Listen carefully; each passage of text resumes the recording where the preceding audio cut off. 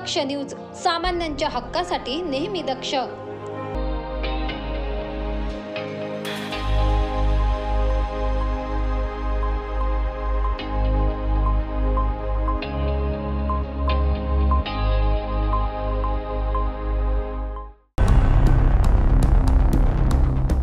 नाशिक जिल्हा हा नैसर्गिक सौंदर्याने नटलेला प्राचीन मंदिरांचा आणि पर्वतरांगांचा समृद्ध जिल्हा आहे। आशिया खंडात पर्यटनासाठी नाशिकचे महत्त्व वाढवणारे अनेक आकर्षण स्थळे येथे आहेत। यातील एक महत्त्वाचे पर्यटन स्थळ म्हणजे पांडवलेणी। येथे फाळके स्मारक आणि बुद्ध स्मारक ही ठिकाणे प्रसिद्ध आहेत। मात्र पर्यटकांसाठी या ठिकाणी पिण्याचा पाण्याचा प्रश्न गंभीर बनलाय। येथे अनेक पर्यटक येतात, पण त्यांनाही येथे पाण्याच्या समस्येला सामोरे जावे लागते। एवढेच काय, इथे प्राणी मात्रांना देखील थोडेफार पाणी मिळत नसल्याचं बौद्धाचार्य समितीचे अध्यक्ष सोमनाथ गायकवाड यांनी दक्ष न्यूजशी बोलताना सांगितले। या धार्मिक संस्थेचा प्रतिनिधी आहे आणि बौद्धाचार्य आहे आणि म्हणून मी महापालिकेला आणि महापालिकेचे आयुक्त त्याचप्रमाणे सर्व प्रशासन यांना या ठिकाणी सांगू इच्छितो की आपण तातडीने लवकरात लवकर हे जे दुरावस्था या बुद्ध स्मारकाची झाली आहे, या बुद्ध स्मारकाकडे तातडीने लक्ष द्यावं। अन्यथा पुढील येणाऱ्या भगवान गौतम बुद्धांची जयंती असेल किंवा विश्वरत्न डॉक्टर बाबासाहेब आंबेडकरांची 14 एप्रिल रोजी येणारी जयंती असेल, त्या अगोदर नाशिक महापालिकेवरती आम्ही बौद्ध बांधवांचा धडक मोर्चा काढल्याशिवाय राहणार नाही। या ठिकाणी स्थानिक प्रशासन जे आहे ते पूर्णपणे आमच्या बौद्ध बांधवांच्या भावना दुखवत आहे।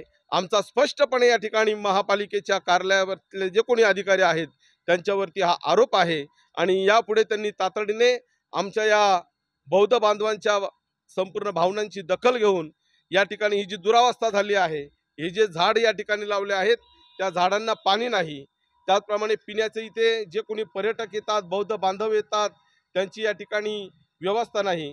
त्याचप्रमाणे काही प्रेमी युगुल या ठिकाणी जाणून बुजून झाडांखाली बसण्यासाठी येतात। अवतीभोवती इथे सुरक्षा रक्षक आहेत। मग हे सुरक्षा रक्षक कशासाठी आहेत? फक्त त्यांना फुकट पगार देतात का आपण? इथे स्वच्छता कर्मचारी आहेत। स्वच्छता कर्मचाऱ्यांकडनं कुठल्या प्रकारची स्वच्छता केली जात नाही। इथे पूर्णपणे या ठिकाणी दुर्लक्ष झालं आहे महापालिकेचं आणि म्हणून भारतीय बौद्ध महासभेच्या वतीने या ठिकाणी मी महापालिकेला सांगू इच्छितो की डॉक्टर बाबासाहेब आंबेडकरांच्या जयंतीच्या अगोदर ही सर्व स्वच्छता या ठिकाणी आपण करावी, अन्यथा आम्ही तीव्र स्वरूपाचं आंदोलन महापालिकेसमोर केल्याशिवाय राहणार नाही। जय भीम। येथील सर्व परिस्थिती आपण दक्षच्या माध्यमातून पाहूयात। या सर्व समस्येबाबत येथील स्थानिक दुकानदार व सुरक्षा रक्षक यांनी अधिक माहिती दिली आहे। इथे मी आता माझं 10 वर्षापासून स्टॉल आहे, पण इथली जी पाणी आता समोरच इथं पाण्याची टाकी आहे आणि पूर्ण पाणी वेस्ट जाते। हे पाणी संपल्यानंतर परत पाणी राहत नाही आणि मग नंतर पर्यटक आले का त्यांना पाणी भेटत नाही आणि जे पण पाणी आहे ते जेव्हा असतं त्या टाक्यांमध्ये झाकणं पूर्ण तुम्ही बघाल इथून तर टाक्यांचे झाकणं उघडे आहेत, त्याच्यामध्ये अक्षरशः गाळ आहेत आणि जंतू पडलेले आहेत। आणि असंच पाणी, कारण आम्हाला इथं पाणी नाही भेटलं, आम्हाला हेच पाणी प्यावं लागतं। रोज विकत घेऊन कोण पाणी पिणार? कारण आम्ही इथं कमवण्यासाठी येतो, आम्हाला 2 रुपये भेटावं म्हणून। पण इथं जर आमचा पाण्याचाही प्रश्न नाही ना टॉयलेटचा प्रश्न, पण सध्या पाण्याचं मेन आहे। उन्हाळा आहे आणि पर्यटक लांब लांबून येतात, शाळेच्या सहली येतात, छोटे छोटे मुलं असतात, त्यांच्याकडे पैसे नसतात बॉटल घ्यायला आणि त्यातच हे जर पाणी पिलं तर पुढची काय होणार त्या मुलांचं आजारपण। आणि त्यासाठीच खास मी कळकळीने सांगते का पाण्याची व्यवस्थित सोय करा।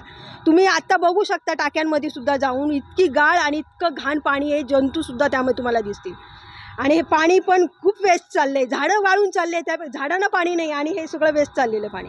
प्रवीण सर, आता मी इंचार्ज असल्यामुळे ना तरी मी तर फोन करतो काही गोष्टी असल्यामुळे ना, बरं का, ते राऊंड आहे ना, काही गोष्टी नाही अशा गोष्टी होत असतात। तर पब्लिकसाठी आपल्याला लई या गोष्टी अडथळा येत असल्यामुळे ते माझ्याकडे येऊन लोक आहे ना बोलत बसतात, तर मी वारंवार फोन करत असतो।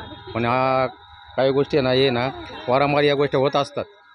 यामुळे ना पाण्यामध्ये घाण असला, पाण्यामध्ये ना असं चिखल वगैरे असतात, पाणी प्यायला लोक इथे काहीच राहत नाही। त्याच्यामुळे ना पाणी पुरवठा विभागाने या गोष्टीची दखल घ्यावा आणि या गोष्टीमध्ये पाणी पुरवठ्याकडे ना पांडवलेणी फाळके स्मारक येते काहीकडे दुर्लक्ष करण्यापेक्षा आपली काळजीने या गोष्टी करून पाणी पुरवठ्याच्या जंतुनाशक करण्यापेक्षा स्वतः आम्ही पाणी पितो आजार होण्यापेक्षा या गोष्टींना पाणी पुरवठा विभागाने याच्याकडे दखल घ्यावा। फाळके स्मारकाजवळील पाण्याच्या टाकीत झाकण नसल्याने पाणी अस्वच्छ आहे। पाण्याचा गाळ न काढल्यामुळे हे पाणी आरोग्यास घातक बनले। लाखो रुपयांचा खर्च करून फिल्टर बसवला असला तरी तो बिनकामी ठरलाय। मागील 10 दिवसांपासून पर्यटकांना उन्हाळ्याच्या काळात पिण्याच्या पाण्याची गैरसोय सहन करावी लागते। महानगरपालिका आणि पाणी पुरवठा विभागाने या बाबींकडे दुर्लक्ष केल्याचे दिसून येते। झाडं कोरडी पडली, साधारण फक्त 5 फुटांच्या अंतरावर आणि पाण्याचा अपव्यय होताना दिसून येतोय। यानंतर पिण्याच्या टाकीचे झाकण उघडे, नागरिक व पर्यटक यांना एवढं घाणेरडं पाणी पिण्यासाठी पाणी देऊन त्यांच्या आरोग्याशी खेळणारे हे कोणते शासन? आणि यानंतर पिण्याच्या पाण्याचा फिल्टर लिकेजची परिस्थिती पाहिली तर पाण्याच्या स्वच्छतेचे 3 तेरा वाजलेले दिसत आहेत। आता नेमकं प्रशासन यावर कानाडोळा करतंय की झोपेचं सोंग घेतंय हे बघणे महत्त्वाचे ठरणार आहे। आमच्या दक्ष न्यूजचे प्रतिनिधी विजय बागुल यांनी या समस्येचा सविस्तर आढावा घेतला असून या समस्येवर तात्काळ उपाययोजना होणे गरजेचे आहे। विजय बागुल, दक्ष न्यूज, नाशिक।